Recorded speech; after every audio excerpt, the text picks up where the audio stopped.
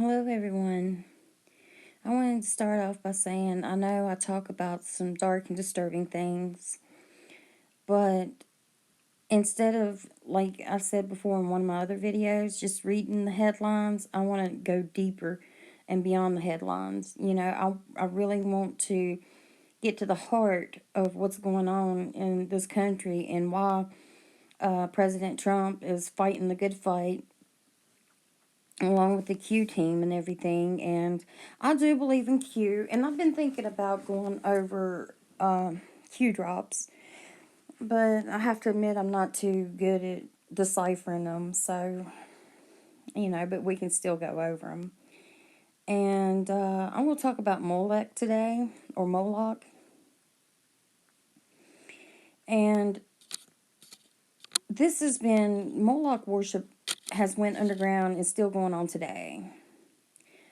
It took place back in the Phoenician times, Canaanite times, and it never stopped. It just went underground. And look right here. Every time there's anything about space, there's always a picture of Saturn. Well, not always, but close, And we're going to talk about Saturn too, and Saturn worship, and Saturnalia is coming up, which is Christmas. And if you celebrate Christmas, well, I mean, that's your choice. Me, I'm indifferent. I just kind of go along for the ride, because try telling your family anything or give them any of this information, and they look at you like you're crazy. And I've been dealing with that for so long. I guess I'm the black sheep of the family. They think I'm nuts. But remembering the WikiLeaks, the Podesta WikiLeaks, Hillary Clinton said that she was going to go out in her backyard and sacrifice a chicken to Moloch or Molech, and I'll be saying it both ways. Sacrificing a children to Moloch, a chicken is code word for a child. So she was literally talking about going out and sacrificing a child to Molech in those emails that WikiLeaks put out. And God bless Julian Assange. He was trying to get the word out there. And the way I understand it is Sweden exonerated him, and now we're waiting for the U.S. to exonerate him too, so he can be free. But who is Moloch? Moloch, an ancient deity. Also, Moloch, also spelled Molech, a Canaanite deity associated in biblical sources with the practice of child sacrifice. The name derives from combining consonants of the Hebrew Melech, which means king, with the vowels of Boshet, which means shame, the letter often being used in the Old Testament as a variant name for the popular god Baal. And Baal means Lord. So people who pray, not all people, but what if you say Lord and you're really calling up the deity of Baal? It's food for thought, something to think about. I don't know, I tend to think that Lord means Baal, but that's just my opinion. You know what opinions are like, right? In the Hebrew Bible, Moloch is presented as a foreign deity who was at times illegitimately given a place in Israel's worship as a result of the syncretistic policies of certain apostate kings. The laws given to Moses by God expressly forbade the Jews to do what was done in Egypt or in Canaan. You shall not give any of your children to devote them by fire to Moloch, and so profane the name of your God. Leviticus 18:12. Yet kings such as Ahaz and Manasseh, having been influenced by the Assyrians, are reported to have worshipped Molech at the hilled site of Topheth, outside the walls of Jerusalem. This site flourished under Manasseh's son, King Amon, but was destroyed during the reign of Josiah the Reformer, and he defiled Topheth, which is in the valley of the sons of Hinnom. that no one might burn his son or his daughter as an offering to Moloch. 2 Kings 23:10. And like I said, this practice, it went on before the times of Canaan, the Canaanites, and all the way back to Phoenicia, and probably before then. And we're going to talk about the Phoenicians one day. And the Phoenicians, they also, Saturn is intertwined into every aspect of our life. That's just the way it is. Saturn has been the hardest thing for me to try to explain. And I'm not very good at shooting from the hip and explaining things. That's why I pull up articles, because I'm not very good at talking off the cuff and everything.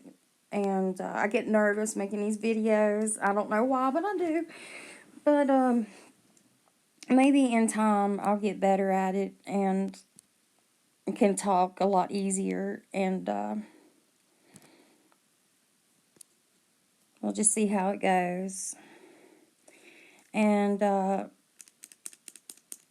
another thing I wanted to talk about was academia. Academics, of course they were taking their orders from the elites and everything.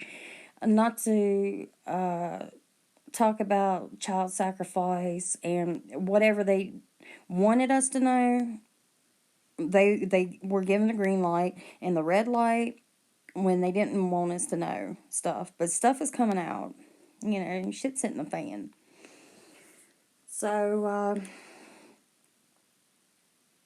anyway, let's read this and see how they downplay it. Ancient Carthaginians really did sacrifice their children. Sacrificed children were buried at locations known as tophets. And here's a tophet right here. It's so sad. It really is. These children never had a chance.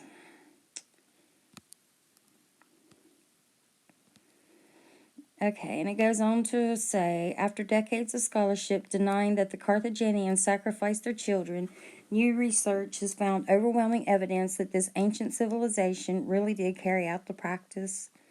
A collaborative paper by academics from institutions across the globe, including Oxford University, suggests that Carthaginian parents really ritually sacrificed young children as an offering to the gods. The paper argues that well-meaning attempts to interpret the tophets, ancient infant burial grounds, simply as child cemeteries are misguided. Bullshit. And the practice of child sacrifice cannot even hold the key to why the civilization was founded in the first place. The research pulls together literary, epigraphical, and archaeological and historical evidence that confirms the Greek and Roman account of events that held sway until the 1970s, when scholars began to argue that the theory was simply anti-Carthaginian propaganda. Again, bullshit, okay? The paper is published in the journal Antiquity. Dr. Josephine Quinn of Oxford University's Faculty of Classics, an author of the paper, said, "It's becoming increasingly clear that the stories about Carthaginian child sacrifice are true. This is something the Romans and Greeks said the Carthaginians did, and it was a part of the popular history of Carthage in the 18th and 19th centuries.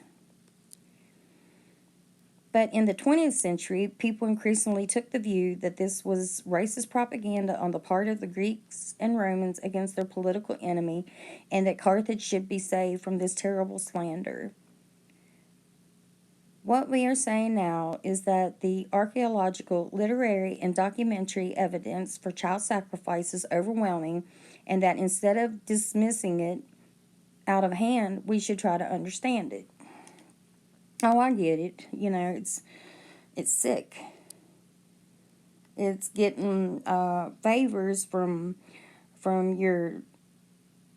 It might as well be Lucifer, but all these deities have different names, and You sacrifice your child to the devil, and what do you get?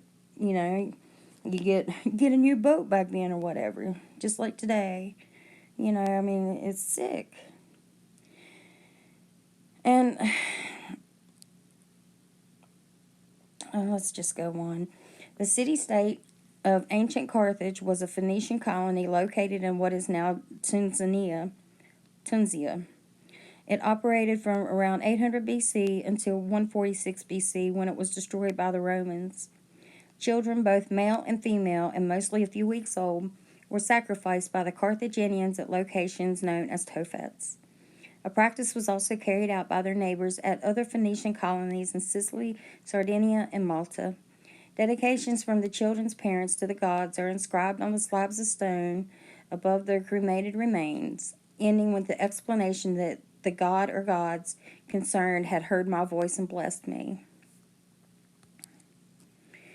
Dr. Quinn said, people have tried to argue that these archaeological sites are cemeteries for children who were stillborn or died young, but quite apart from the fact that a weak, sick, or dead child would be a pretty poor offering to a god, and that animal remains are found in the same sites, treated in exactly the same way, it's hard to imagine how the death of a child could count as the answer to a prayer. Excuse me. It is very difficult for us to recapture people's motivations for carrying out this practice or why parents would agree to it, but it's worth trying. Perhaps it was out of profound religious piety or a sense that the good sacrifice could bring the family or community as a whole outweigh the life of the child. We have to remember the high level of mortality among children. See, they're downplaying it again. It would have been sensible for parents not to get too attached to a child that might not make its first birthday. Dr. Quinn added, we think of it as a slander because we view it in our own terms, but people looked at it differently 2,500 years ago.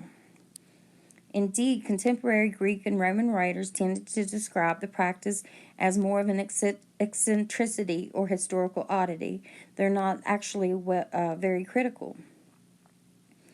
We should not imagine that ancient people thought like us and were horrified by the same things.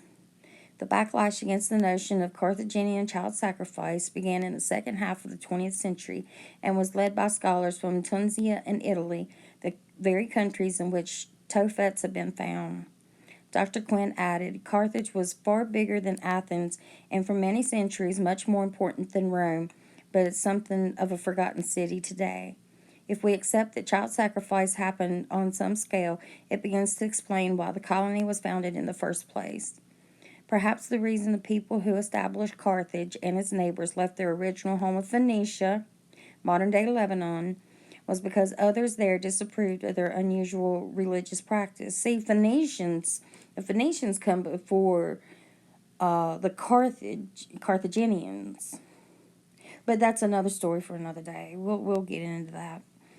Child abandonment was common in the ancient world, and human sacrifice is found in many historical societies, but child sacrifice is relatively uncommon. Bullshit. Perhaps the future Carthaginians were like the Pilgrim Fathers leaving from Plymouth. They were so fervent in their devotion to the gods that they weren't welcome at home anymore. Dismissing the idea of child sacrifice stops us from seeing the bigger picture. Okay, so I wanted to explain who Moloch was. I'm sure all of you guys already know, but it doesn't hurt to go over it again because we're going to keep getting deeper and deeper and deeper into this, and we got to start somewhere. So for now, I'm going to go. I thank you for tuning in.